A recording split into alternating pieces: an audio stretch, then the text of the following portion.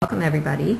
I would just say that in your registration we did ask you how much time you spend with tuberculosis and how much time you spend providing care to people around tuberculosis, and we've got again a variety in the audience. Some people that do very little of either, and some people that do up to 50% or more for the nurses from TB Control that have signed on as well today. So what you'll find in terms of the content today is that we're trying to meet as best we can the needs of a wide variety of audience. So if you're finding that we're going too quickly, please type in a comment.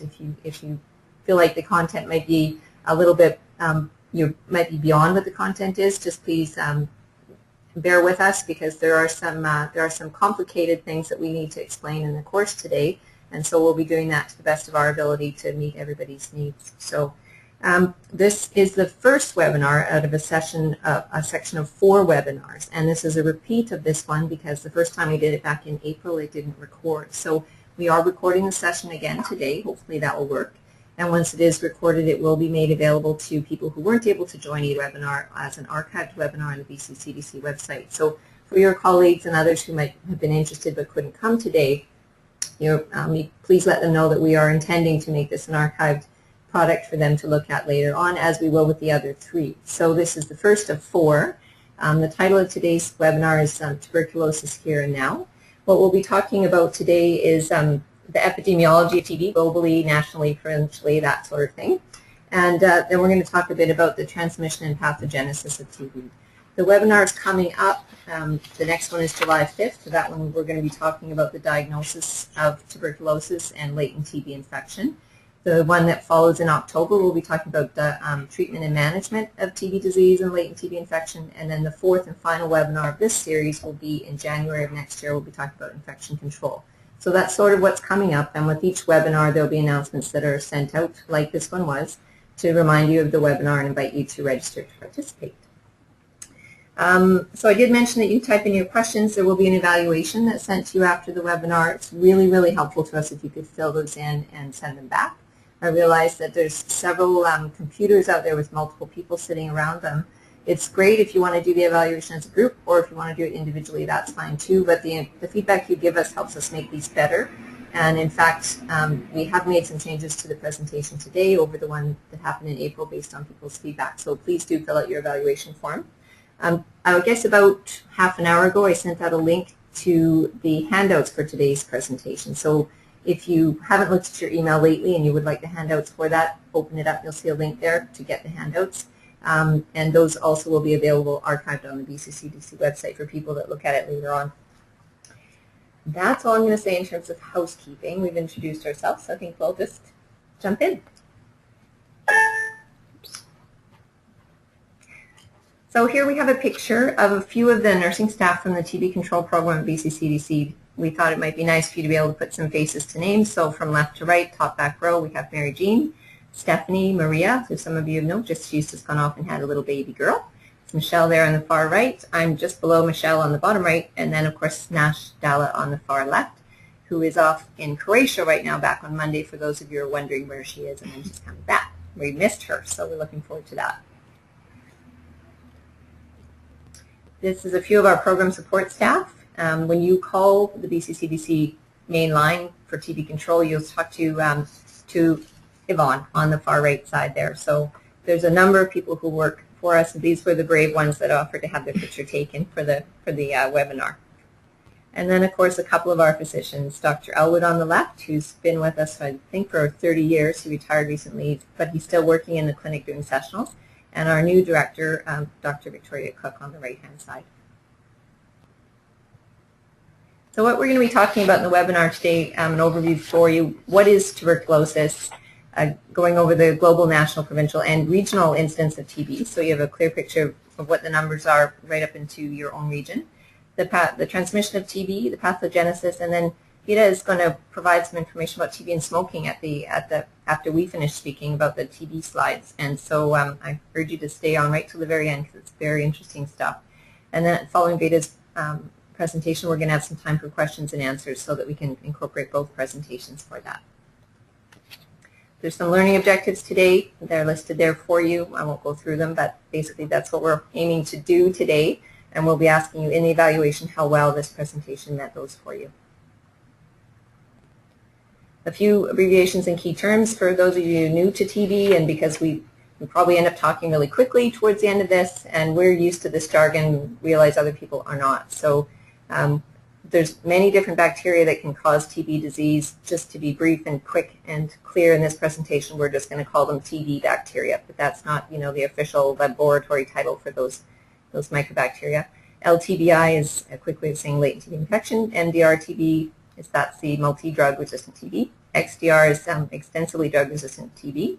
We're going to talk about that just very briefly today. That's really something we'll talk a bit more about in the third webinar when we're talking about treatment. And one thing that came up from our last webinar was, what is a cavity? What is cavitation? Because that's a term that we do tend to throw around quite a bit when we're talking about TB x-rays. So that is basically a finding on a chest x-ray that is not common to pulmonary TB disease, but one that is classic presentation of pulmonary TB disease. And we do have a picture of that coming up for you later in the presentation, and we'll point that out to you so that you'll have a better sense of what that means. So I'm going to hand the microphone over to Michelle now, and here we go. Okay, so what is TB? TB is a mycobacterium. There are several closely related mycobacteria that can cause TB disease. There's several subspecies. I think there's close to 200 of them. The most common being M. bovis and M. africanum. The others are not as common.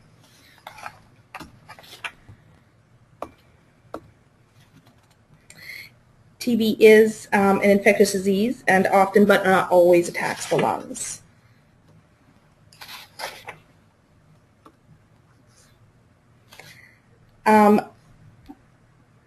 This is just a pretty picture of a bunch of different places where you can have TB. Very often people think of TB as just being a lung disease because we associate it with coughing and being infectious. But in fact, you can get TB disease or have TB disease develop anywhere in your body except your teeth. So basically any tissue or body area can develop TB disease in it. So TB meningitis, TB in the gut, TB in the spinal column, TB in the bones, and liver and all kinds of other places. Thank you. And so we just wonder if you want to add your little comments, what is the most unusual presentation of TB that you have seen or heard about? And Linette and I were talking yesterday, and there's some pretty unusual cases out there. TB of the prostate linked to TB of the cervix. In some countries, TB can be an STI, which is something I just learned about. So if you want to add anything about an unusual TB case that you've had.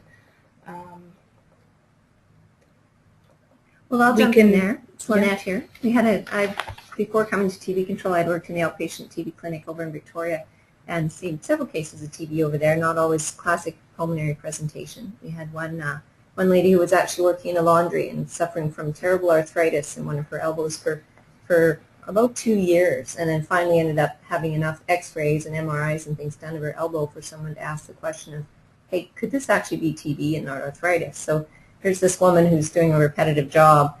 People are putting down her symptoms to repetitive strain injury or something like that, and it turned out to just be TB and was eminently treatable. So it's always kind of a surprise, but then very often when we look back at cases, in hindsight, we wish that the question of TB had come up a bit earlier, because people often suffer for quite a bit of time before the question of could this be TB comes up. TB of the scrotum. TB of the scrotum. Wow. Yeah, I guess it's possible. Tissue. There you go. Yeah. TB epididymitis. Yeah. TB of the bladder, TB of the eye, TB in the ear, TB of the skin. These are all sort of the non-respiratory forms that people don't tend to think of. And when it's not a classical presentation, like I say, oftentimes the diagnosis can be delayed quite a bit for people. So, okay. So what is TB? As I said before, it is an infectious disease that often, but not always, attacks the lungs. It is usually, but not always, of course, curable with treatment, but left untreated, it kills more than 50% of the people who acquire it. And typically, only cases with respiratory disease transmit, and we'll talk a little bit more about that later in the presentation. And I'll hand it over to Linette for the epi portion. So, the global picture of TB. World Health Organization is a great spot to go to if you want to look this up for yourself. They've been telling us for quite some time that a third of the world is infected with the bacteria that causes tuberculosis disease. So that's fairly high. Obviously, if you're looking at one country versus another, that proportion is going to change. But sort of globally, that's what we're thinking about. 1 in 3 people has TB bacteria in their system. That translates into almost 9 million cases in 2011, which is the most current stats that we have for the global picture, with 1.4 million deaths. There's some information there about the prevalence of MDR TB, and that's quite important because the more drugs the bacteria is resistant to, the fewer drugs we have to treat it. And people with MDR TB are just a few steps away from having TB that we have no drugs to treat. So when these cases of MDR and XDR get on the news, it's important to pay attention to that, and also to, in our work, this is where we get quite adamant about people remaining on treatment and making sure they're on the right treatment, doing the drug sensitivity testing to make sure that we're not inadvertently adding to this burden of drug-resistant TB by the treatment that people are getting or not taking. In terms of Canada for 2011, we had 1,587 new cases. So these are cases of active TB disease. That translates into 4.7 cases per 100,000 population. Bearing in mind, though, that that's a Canadian average, and you can look at particular areas within Canada that have much, much higher rates than that. There's communities, hearing on the news in northern Quebec, that have case rates of 800 cases per 100,000 population. So there's, even within a country like Canada, wild variation in the case rates, but on the whole, our average is 4.7 cases per 100,000. Of those cases for Canada, we had about 70% of the cases are of foreign-born origin, and that's fairly stable. That number bumps up a little bit from time to time, but it usually runs between 65–70% of our cases are foreign-born, and then there's a breakdown there of the other origins for cases in Canada. This is a graphic that was released early this spring from the Inuit Tapiriit Kanatami Association. That's the Inuit representative organization for Canada. This is an example of how the Canadian rate compares to other specific groups. So if you're looking to the bottom of the slide, basically the very bottom slide, the red line, that's the rate of TB among Canadian-born non-Aboriginal people, so basically almost zero. And then as you go up the different colors of slides, you'll see that the incidence rate in these different groups goes up and up. And of the groups represented in this particular slide, we don't have the foreign-born on this slide, but for Aboriginal peoples, you'll see that the rate of TB among Inuit is increasing rapidly and is a big concern. In fact, ITK, that Inuit Tapiriit Kanatami group, just put out their own TB-specific strategy for their population. TB in BC for 2011, if you want to look at any of these data for 2011 or for BC over the past few years, you can access all of that information off the BC CDC website. But I'll just give you a rundown. 268 cases of TB disease in BC in 2011, and our rate here is 5.9 per 100,000. So that's a bit higher than the Canadian average, but that has a lot to do with the immigration patterns and which provinces and territories get the immigration load. You'll see that those provinces and territories, their TB case rate is a bit higher than the Canadian average. TB in BC, specifically on a graph here, this is the comparison. So the green line is the Canadian average, the red line is the BC average, and you'll see that we are above that, but basically we're just bumping along within about the same range, so no big changes there. By region in BC, you'll probably find yourself in here if you look down the right-hand side. So there's, you'll see there's a case number and then there's a rate. So that rate is based on the population of the region, and you'll see there's some variation there. Again, if you want to look at this stuff in more detail, you'll find the 2011 Annual Summary of Reportable Diseases on the BC CDC website, so you can find a bit more information there if you're interested. So a picture of the rate of TB in BC by age group and sex. So you can see that in British Columbia, the cases tend to happen, the rate for cases is higher among the older folks, and that will, again, depending on which populations you're looking at, that will change. So whenever you're looking at statistics, you have to keep in mind that, that it's often a very focused group that you're looking at. So this information, again, available on the BC-CBC website. And within BC, breaking it down as much as we can, we had 194 cases in 2011 among foreign-born people, 26 in the Aboriginal, which includes registered and non-registered Aboriginal people living both on and off reserve. Among the Canadian-born non-Aboriginal, 34 cases of TB. And for 15, they were other or unknown, which is sort of the official way of reporting these things, for a total of 269 cases. And within BC, for just to have a picture of the demographics of it, among the foreign-born people, the countries where we see most commonly the TB cases coming from, in order of origin, is India, the Philippines, China, Hong Kong, and Vietnam, which is not to say that all of the cases come from those countries, but those are the ones where it's most common in this province. Other provinces, the picture will be different. All right. So now, how is TB transmitted? Transmission is almost always via air contaminated with droplet nuclei that contain the TB bacteria. And of course, we say almost always because there's always exceptions to every rule. And so here you can see the larger droplets settle to the ground more quickly, and then the droplet nuclei can remain suspended for a number of hours depending on the environment that they're in. And also it's important to remember that droplet nuclei can travel on air currents, which is important when we're doing contact tracing, especially on aircrafts or in hospitals, homes that have basement suites and that kind of thing. And did you know, not everyone who's exposed to TB disease will become infected with the TB bacteria.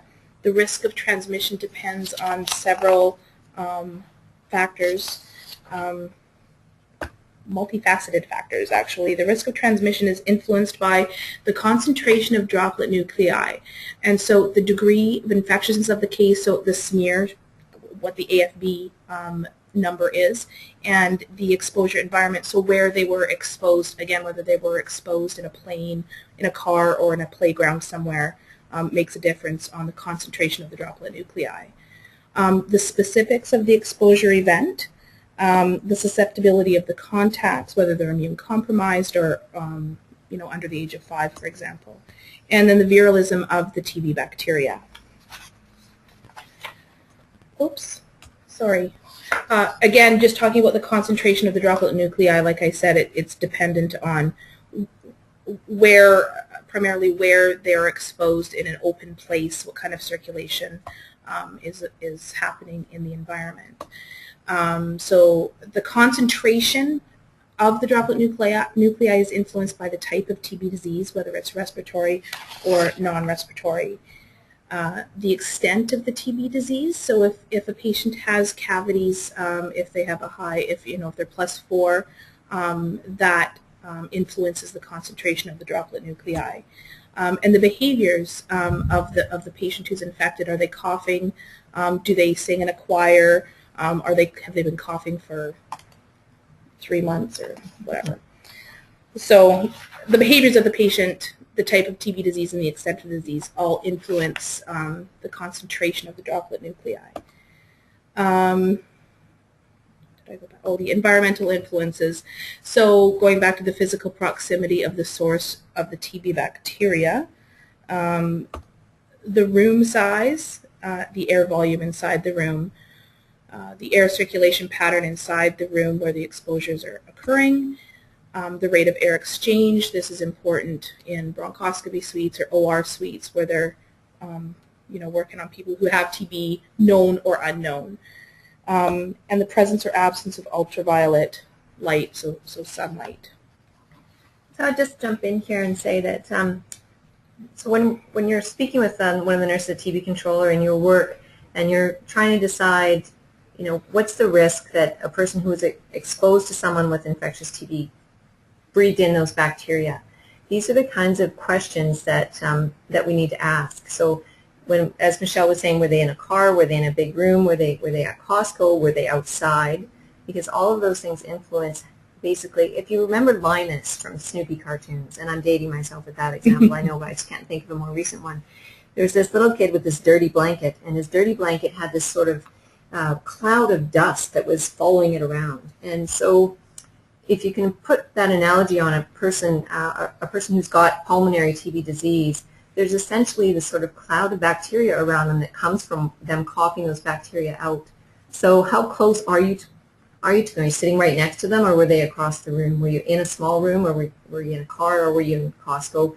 That kind of thing. How windy is it? You know, there's some areas that you're in that you'll have a lot of airflow going through, and some that the air becomes stagnant. Those kind of areas just allow that concentration to remain intact and increase the risk. This presence of or absence of ultraviolet light, that's sunlight basically. So for those of you that know a little bit about the history of TB, one of the treatments for TB in the sanatorium days was to put people outside in the sun for sun therapy. And what we're learning now is that yes, the wet capsule that surrounds the bacteria that keeps it viable when people cough it out does evaporate in the sunlight, and that's a good thing. We're also learning that people get better from TB quicker by exposure to ultraviolet light because it helps them, and sunlight, it helps them create vitamin D. So the wisdom of the ages, I guess. This next slide that I'll show you here is again from the Inuit resource that was created earlier in the spring. It's a good example of crowding, because we're learning a lot about crowding. Crowding speaks to proximity of people to the person who's sick. So when you're in an environment that's got a lot of humidity, the water droplet that surrounds the TB bacteria isn't going to evaporate, so it's going to stay viable longer out in the air. And when you've got people that are crowded together and someone in there's got TB, that again is going to increase the risk that someone is going to catch TB from breathing in that air that's got TB in it. So a lot of research is going into the effects of crowded housing. And this example here is just a nice, tidy example of some data where we're looking at comparisons in groups in the crowding in their housing and how that correlates to high rates of tuberculosis. Right, so specifics of the exposure event. So more things we want to find out about this exposure: the concentration of the droplet nuclei in the air, and the characteristics of the exposure. So how often were they exposed to the person with TB? How long were they exposed to the duration of the person with TB? And the timing of the exposure relative to the level of the infectiousness of the level of infectiousness of the case. So that means how long has the person sort of been symptomatic, and when were the contacts exposed to that symptomatic person? So if they were exposed 6 months prior to the person becoming symptomatic, as opposed to living with the person, it makes a difference in how we're going to follow up with you. The susceptibility of the contacts. Have they been infected before with TB? Were the contacts wearing personal respiratory protection? So healthcare workers specifically. There's our N95. And then the susceptibility of the contacts. Again, BCG does not protect against infection with the TB bacteria. BCG is also not a contraindication to TB skin testing, just to put a shout out to that as well. I'll just say about this, this is one thing that we come across very often in our teaching with clients at the TB clinics and with contacts as well. People, when they were given the BCG, for whatever reason, left with the impression that now that they've had this TB vaccine, they can't catch TB. And there's lots of different meanings in those words, but they left with the impression that having the vaccine meant that if they breathed in those bacteria, the bacteria would die. And that's not the case. People that have had BCG will breathe in TB bacteria. Those bacteria will set up shop. What the BCG vaccine might do is prevent the bacteria from waking up and causing disease. But the window of opportunity for that to work is actually quite small. And so BCG is used with young children in countries and areas where the risk of being exposed to TB is very high, because it's basically saying here's a very young person who, if they breathe in TB bacteria, is very likely to get sick. We're going to give them this vaccine that will hopefully keep them from getting sick if they breathe in the bacteria. But breathing in the bacteria is not prevented by the vaccine, just like anything else. So, Thanks. you're welcome. So viralism of the TB bacteria. Some strains of the TB bacteria may be more easily transmitted than others. And then, yeah, so the TB transmission through inhalation. When a person with infectious TB disease coughs, sneezes, sings, or shouts, TB germs are passed into the air in droplet nuclei. People become infected with TB germs by inhaling those droplet nuclei. There's just a graphic of how that happens, taking you back to early days of nursing school in our classes from that. We've got a person here with their little green bacteria that they breathe in through their mouth and nose. It goes down through their airways and settles into way down in the bottom of the alveoli of the lungs. And those are represented. You'll see little red dots on your screen, but we've got our green guy there. From those alveoli, there's a few things that go on. So once those little green TB microbacterium get into the alveoli, the macrophages will come and essentially scoop them up. The macrophages don't kill TB bacteria. They just scoop them up and put them into a dormant state. Now, a few things can happen with our immune systems, if it's even functioning well to begin with, that interfere with the proper functioning of the macrophage. So although they have gobbled up the TB bacteria, they haven't killed them, they're just sitting there. We sort of refer to them as sleeping. And if something happens to the macrophage, for whatever reason, they can be spilled out from there and then wake up and cause disease. So within the alveoli, the bacteria that are scooped up by the macrophages will go to sleep generally. This is a beautiful picture, I think, because I get excited about all things that have to do with TB. Bit of a TB geek that way. Of a colored scanning electron micrograph photograph of a macrophage that is engulfing TB bacteria. So those bacteria in the yellow-green. So kind of cool that we can see that far into our bodies. So just getting a little bit onto the patho then. So these TB bacteria have been engulfed by the macrophages, and they're all sitting there. That staying the way it should and keeping them asleep is predicated on having cell-mediated immunity and delayed type hypersensitivity that's working properly.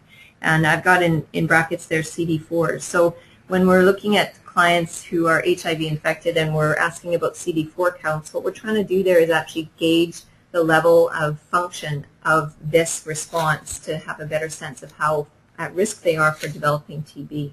The other thing about cell-mediated immunity being stimulated is that's the part of our immune system that creates the tuberculin skin test reaction. So when we're dealing with contacts who may be immune suppressed and then we give them a TB skin test, it might not work because if their immune system isn't able to produce this cell-mediated immunity, the chemicals that come from that don't happen, and those chemicals are what's required to get the swelling and the induration from a TB skin test. This reaction and those chemicals are stimulated 3 to 8 weeks after the person inhales the bacteria. And we can't tell you how many bacteria you have to inhale to be infected with TB, theoretically just one. But probably the more you inhale, the more likely you are to end up having latent TB infection or developing active TB disease. So moving on from the pictures then, just to explain the likelihood business. If you breathe in TB bacteria, about 5% of the time people will end up with what's called primary TB disease. So those people inhale the bacteria, their macrophages don't put the bacteria to sleep. Essentially the bacteria get into your body, they do what bacteria do best, which is grow and multiply, and then you end up with TB disease. And in our world we say you end up with TB disease quickly, but in TB everything is actually relatively quickly. So by quickly we mean within weeks or months after breathing in those bacteria. So about 5% of the time people will breathe in the bacteria will not be put to sleep, and they'll go on to develop TB disease within a few weeks or months. And that's then, as I say, called primary TB disease. What does that look like? So about 5% of newly infected people can't limit the replication. I'll just say, this is a great trivia question again for the TB geeks in the crowd, that TB multiplies only once every 24 hours. So very slow growing compared to a lot of other bacteria and viruses out there. But when you inhale a whole bunch of them and they're all doing that every 24 hours, it doesn't actually take all that long to end up with some trouble from that. So within 18 to 24 months or sooner, if people are immune suppressed or are young, because in the young the immune system isn't working up to full speed yet, they can end up with actual TB disease developing. So in terms of our contact management, this is why we're interested in checking people out as quickly as we can, and certainly their highest risk time for developing TB after they breathe it in, or developing primary TB disease, if you're going to be specific, is within that 2-year window period. Some forms of primary TB disease are pleural TB, TB meningitis, miliary tuberculosis, and when we see those forms of TB particularly showing up in children, that's what we call a sentinel event. That tells us that person or that child has been recently infected, and there's a good chance if we go looking, we're going to find somebody in their world that's got contagious TB disease.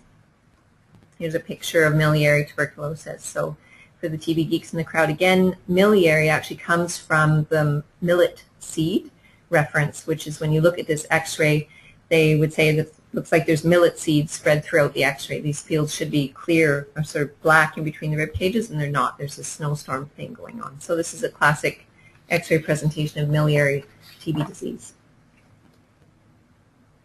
So who's at risk for primary TB disease? It's the people that don't have immune systems functioning well. So that is our kids under 5. And without treatment for latent tuberculosis infection, children under 5, 40% of them will develop TB disease within 2 years of being infected by TB bacteria, which has some implications with your work and our work. The other group that's at high risk for primary TB disease, which, as I said, is just another way of saying developing TB disease fairly quickly after infection, is people with HIV. So people with AIDS, so people that have gone on from HIV infection to AIDS, and a new TB infection, TB disease happens in 30% of those folks within 5 months of breathing in the bacteria. So very quick turnaround, and explains some of our emphasis and approaches to TB contact investigation. So how does the risk for primary TB impact on our prevention and control practices? Anybody have a thought about that they'd like to share? Just type it in on your keyboard and it will come up here for us.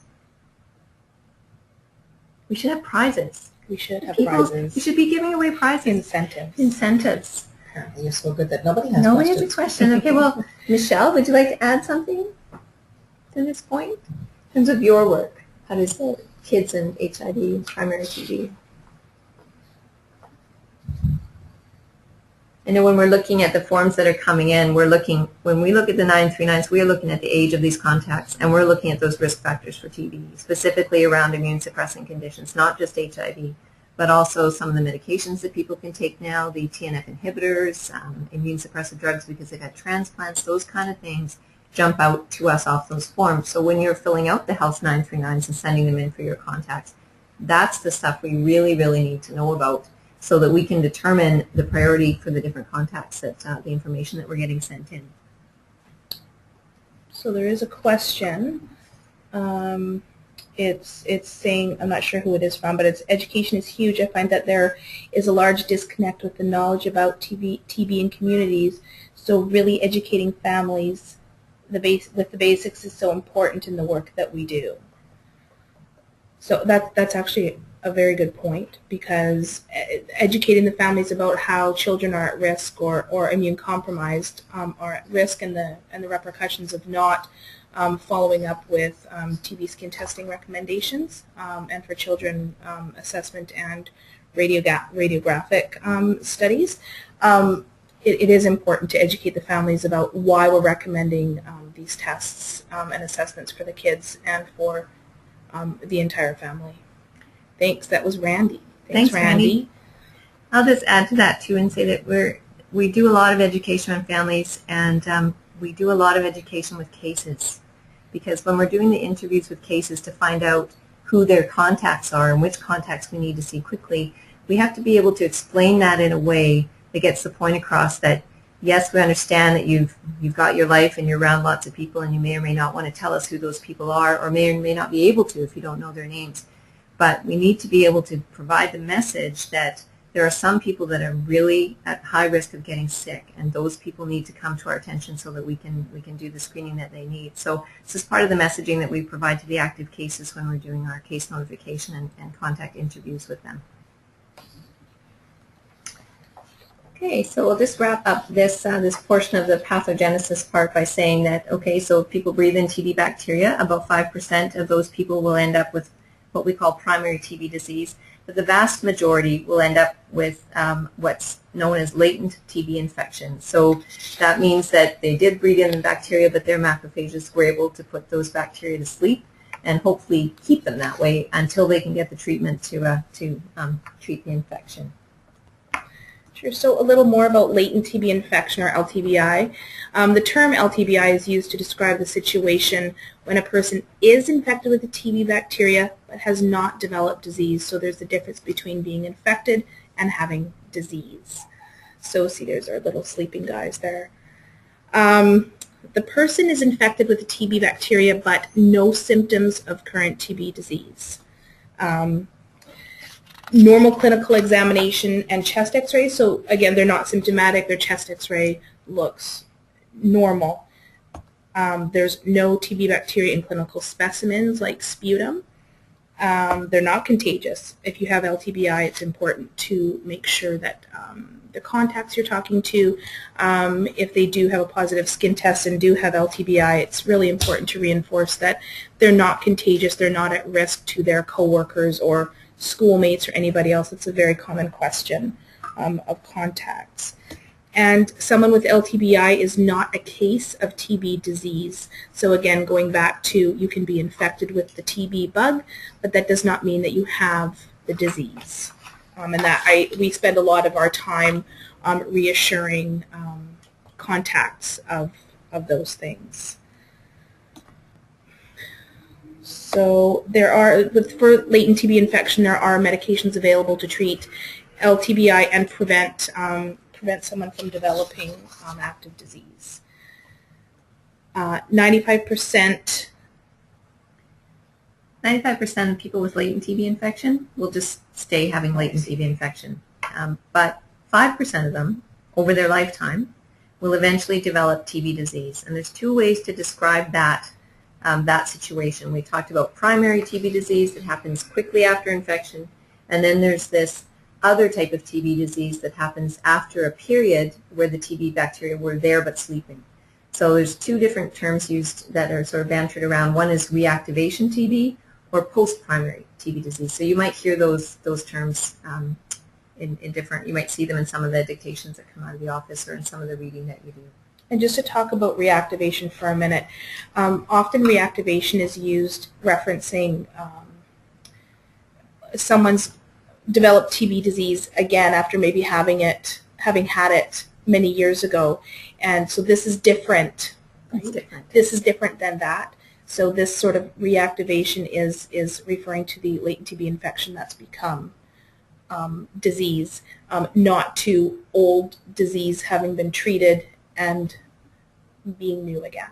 It might be better to sort of think of that, because that does happen where people have had TB before, they had it treated, and then, you know, decades or years later they'll come down with TB disease again, and it might be more properly called relapsed TB, but then we get into a bit of technicality because people can actually have TB, get good treatment, be cured, become reinfected with TB, develop TB disease, and it's not a relapse, it's actually a second infection situation. So from a different bug. From a different bug, exactly. So it gets kind of complicated, but I guess our message to you here is that there's some terms out there, and if you're not familiar with what they are, there's lots of places that you can look them up, including the TB manual, the BC-CDC TB manual, or in the Canadian TB standards, where these definitions are provided for you. So if you do see something in your reading, whether it's from us or from another source, and you're not sure what it means, go ahead and have a look. Some of these words are quite technical, and sometimes inadvertently they get used one for the other when they're not necessarily interchangeable. Does that mean that the person has been reinfected? We've had a question about reinfection. I think we'll keep that till the end of the day to see how much time we have, because there's some interesting answers for that, but I'm just cognizant of the time we have left and the slides we have to get through. So thank you for the question. We'll try to get to that towards the end of the presentation. So this brings us to the point in pathogenesis where we talk about, okay, so you've gone down the pathway, you breathed in the germ, it was asleep, and then it woke up, and now you've got TB disease. Well, not all types of TB disease are the same. There's basically two umbrellas. There's the non-respiratory forms, or what we would call non-pulmonary sometimes. The official term is non-respiratory TB, and in Canada that makes up about 24% of the cases that happen each year. Here's an example of a non-respiratory form of TB disease that some of you might be familiar with. TB lymphadenitis. So Michelle pointed out to me yesterday that, what is that picture? So I'll just kind of orient you to that. That is a picture of someone's neck. There's their chin in the top right-hand corner, and then you'll see on the left-hand middle down, there's quite a large swelling. It's kind of red and sore looking. That's a picture of somebody who's got active TB disease in one of the lymph nodes, what we call a cervical lymph node of their neck. And this is, of the TB lymphadenitis cases, we see this as fairly typical presentation of that. So 13% of all TB cases in Canada are TB lymphadenitis. So it's the most common form of non-respiratory TB that we see. And of all the non-respiratories, it's 55% end up being this one. It can be one node or multiple nodes, and it can be on the neck, or it can be in other places as well. I had a fellow who had TB lymphadenitis on his chest. So, but inguinal nodes, it can be one of those ones, like I say, difficult to get to the bottom of. We end up having to stick needles in them and do biopsies and all kinds of things to find out what they are.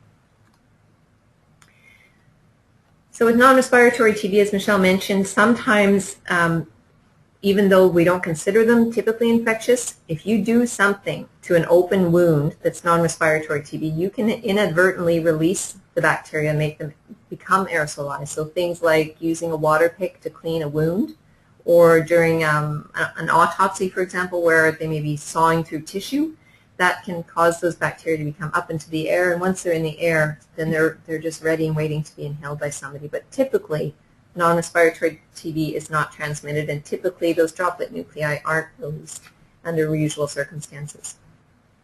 The other type of TB, of course, is the respiratory TB, and that is typically contagious before treatment. And there's our cavity. So if you look in the center of the circle and where we've just put the little stop sign, there's a very, I'm pointing at the screen like you guys can see me, there's a very a sort of subtle blackened area, and that's what a cavity looks like. And they can be different sizes. They can be very hard to see for the physician, so sometimes they will order a CT. Different physicians prefer different things. But this one is, I think, a fairly typically sized cavity. I've seen really, really large. There was one I saw that was about 10 centimeters in the right upper lobe of one guy. But yeah, you can see it in the little stop sign there. Latent TB infection versus TB disease. So, like I said, the LTBI, TB bacteria is in the body, and the bacteria are inactive. They're latent, and they're not making the person sick. And again, as when I'm talking to people, I'm explaining that it is the symptoms of the active bug that make people contagious. The person does not know that they have latent infection. Often people will say, well, I feel fine, I'm not sick, and it's true, they're not. That latent bug does have the potential to become active, though, and there's no way to predict. There's not a lot of ways to predict who will break down to active disease. And again, the person is not contagious with LTBI. They could develop TB disease if the TB bacteria becomes active and they begin to multiply. And treatment, so preventative treatment, can prevent development of the TB disease in the future. TB disease, the TB bacteria is in the body again, but the bacteria are active and they're multiplying. The person will feel sick for the most part. There's the occasional case that we get where the person has felt fine and are very shocked that they have TB. This is often with people who have non-respiratory TB, may not feel especially ill. They may complain of feeling quite fatigued, but typically they do feel sick. They have symptoms such as fever, weight loss, fatigue, and a cough that's just not getting better.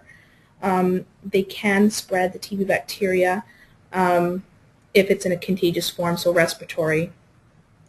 And again, it's almost always curable if it's diagnosed within a reasonable time and appropriately treated. That means that the person is compliant with their medications and they're taking them properly.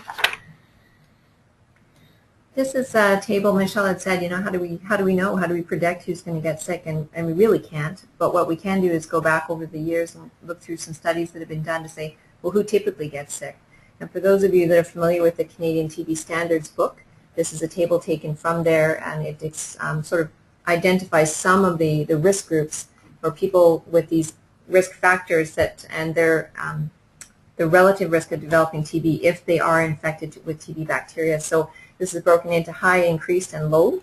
And at the top of the list there, you'll see HIV and AIDS, certainly very high risk. So people who have got HIV or who have AIDS and who are also infected with TB, very high risk of developing TB disease. But not far below that, we've got people that are on immune suppressive therapies for transplant, for example. Silicosis is a disease that many of us are not familiar with anymore. It was from hard rock mining. So there is a generation of people out there that were hard rock miners. There's certainly immigrants from countries where hard rock mining is still going on. If their lungs are full of silica dust, that dust interferes with the workings of the macrophages, much like smoking, and Veda's going to talk about that in a second. So that used to be a much more common thing in Canada that we'd see than we do now. Chronic renal failure, we're seeing more of that and learning more about the effects of renal failure on tuberculosis. And cancers of the head, neck, and lungs, I would add to that. Yeah. Recent infection, obviously we've said within the first 2 years the highest risk. That risk goes down as the years go by. And I'm just going to skip down here to the young age when infected, because in this table this statement creates a lot of confusion. What this intends to reflect is that if young children get infected, their risk is 2 to 5. So it doesn't mean that if you're 65 and you were infected when you were 2, that your risk is high. It means that young children that are still young but were recently infected have an increased risk. And of course, cigarette smoking. So what does high risk look like? I'll put this up for you guys to keep and reflect on.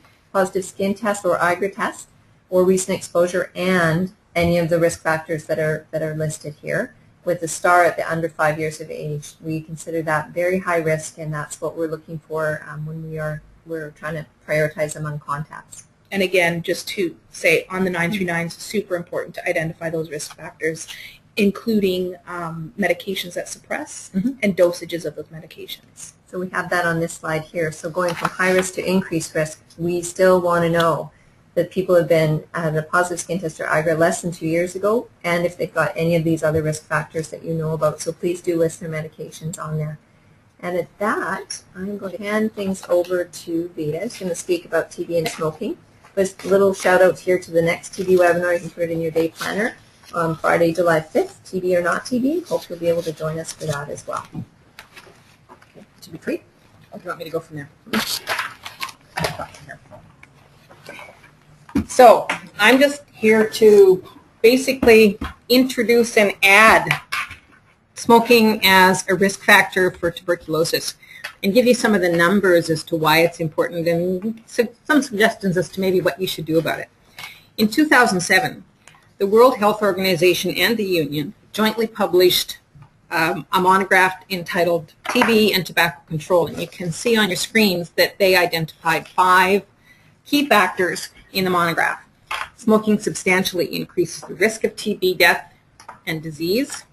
About 20% of global TB may be solely attributable to smoking. If you control one epidemic, you may get to control the other. It is an independent risk factor, and it increases the risk of TB by 2.5 times.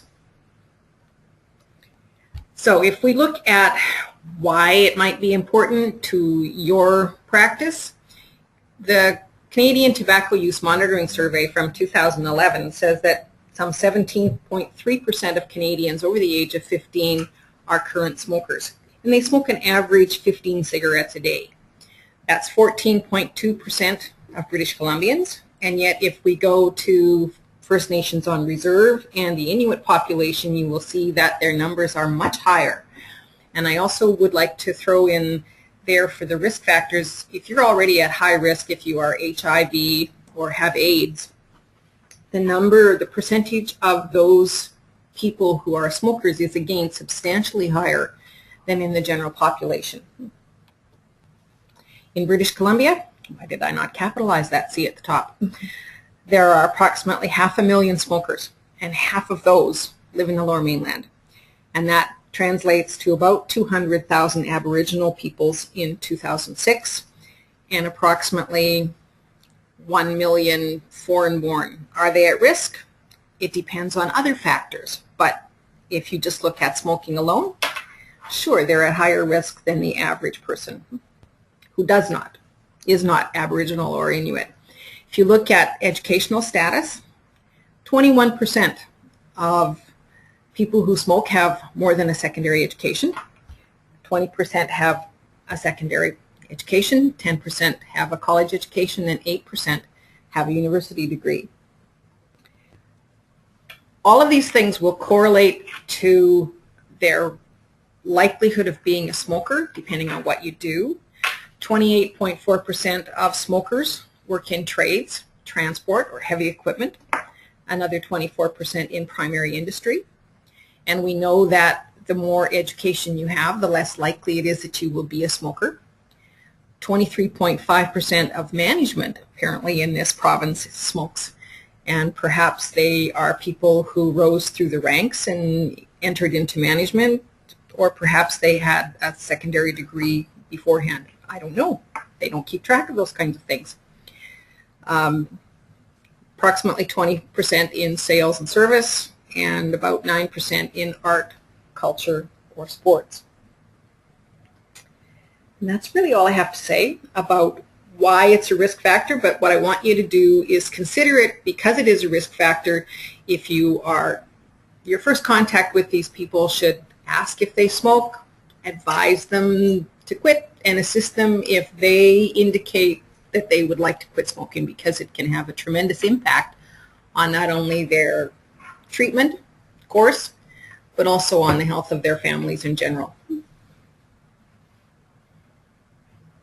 Great. Well, thanks, Veda. We do have a couple of minutes left before we're going to shut off automatically.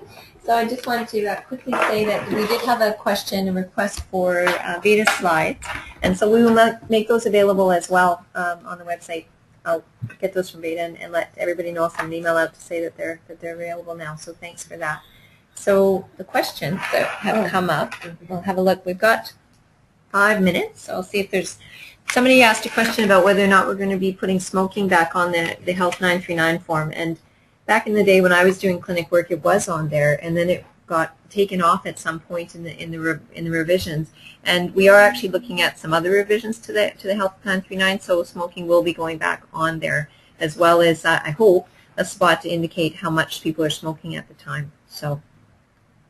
And someone did ask if smoking is enough of a risk that we should be noting it on the 939s, and I think that, yeah, if you think to ask the question, then document it on the 939 so that we're aware of it, that they are a smoker as well. There's another question. Is smoking only related to nicotine, or does this include marijuana? My bottom line with regard to smoking is that it's not a good idea to light anything on fire and deliberately breathe the smoke into your lungs. But most of the statistics are related to tobacco use. But yeah, we may be facing some future problems with the possibility of legalizing marijuana. Mm-hmm. That's a very nice way of putting that. Any sort of pollution that you're breathing into your lungs for whatever reason is going to interfere with your macrophages, and that's going to increase your risk factor for developing TB if you're infected with TB. One of the other questions that came up was, could you explain what happens to the macrophage when the bacteria wake up? Essentially, they just lyse open, which allows the bacteria to then spill out, and then it can travel through the blood system or the lymph system throughout your body to seed into those other non-pulmonary areas where it can cause disease. So essentially, they bust open, and then the bacteria are let loose once again. Someone's asked about if we could speak to the time frame for contact tracing in regard to symptoms. I'm not exactly sure what people are asking there, what that question is actually asking. I guess I'll just go back to the pathogenesis of TB again, just to say that you breathe in the bacteria, there's typically a latent period where it's asleep and not causing any trouble. And if the bacteria is asleep and not causing any trouble, there aren't going to be any symptoms, unless you think about a TB skin test or IGRA being a symptom, which I guess it is. If you happen to have a TB skin test and it's positive, that's showing something is going on. But in terms of a contact actually developing symptoms themselves, those symptoms would be symptoms of active TB disease. And as we said, the window period for developing primary TB can be, 6 to 24 months. So that's why we tend to try to get after the contacts as quickly as we can. But boy, if someone has had contact within the last 2 years, we still consider them a priority for getting screening and follow-up and treatment if they have latent TB infection. And I also think that question also may be referring to maybe an infectious period. So when the source case became infectious and when someone was in contact with them. And in the Canadian TB standards, it does say 3 months prior to the onset of symptoms. I believe it says if they're smear positive, but I can't say for 100%. That may be just general overall. So 3 months prior to the onset of symptoms is typically when the infectious period starts. If there are no symptoms, then we'll go back 3 months prior to the last abnormal chest x-ray. So I don't know if that's maybe what you were talking about. So the question, again, I think was, it's by Cheryl. How far back do you trace, i.e. if symptoms started a month ago? So if symptoms started May 1st, we would go back to, February 1st, to see who that person was in contact with. Okay, and that we're out of time. So for the people that did actually send in questions that we didn't get to, this platform does allow us to record those questions, and we're able to see who asked them as well. So if we didn't answer your question, or if you have another question, you can type it in. We'll print those off, and then we'll get back to people. So thank you very much, everyone, for dialing in today on what is, for some of you, your lunch break. And thank you as well to the other presenters today. It's nice to have a few different voices on these things. So we look forward to hosting again on July 5th, and hope you can join us for that. Thanks, everybody. Thank you, Linette. Thank you.